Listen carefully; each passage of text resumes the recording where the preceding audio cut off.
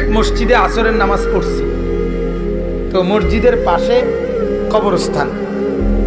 এই কবরস্থানে আপনার আমার পরিচিত, আমার মাদ্রাসার সামনে।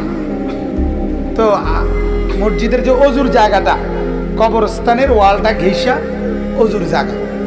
এই কবরস্থানের ভিতরে একটা কবর আপনার, আমি নিজে ওনার জানাজায় ছিলাম। উনি ইটালি প্রবাসী, অনেক সম্পদওয়ালা, অনেক মালওয়ালা ছিল। উনি মারা গেছেন, ওনার দাফন হয়েছে এটার ভিতরে।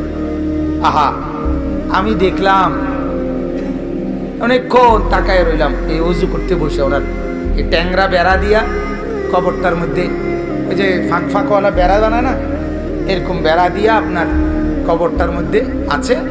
আর এই পুরাটা কবরের এই জায়গাটা এই পরিমাণ আগাছা, পাতা লতা পাতা ভরা রয়েছে।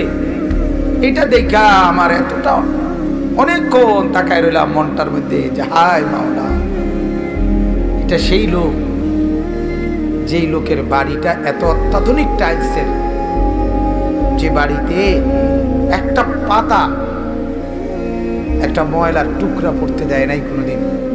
এই পরিমাণ কর্মচারী সাফ সুতরা করে রাখছে। আর আজকে তার ছেলেরা কোথায়, তার বউ কোথায়?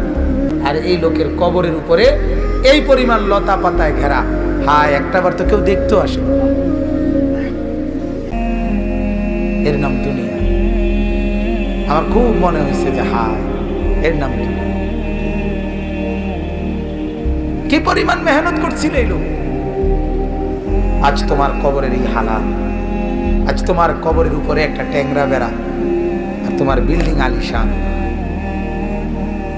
ফেলে আসছে যেটা। আজ তোমার কবরের ঝোপঝাড় লতা পাতাগুলো পরিষ্কার করার কেউ নেই।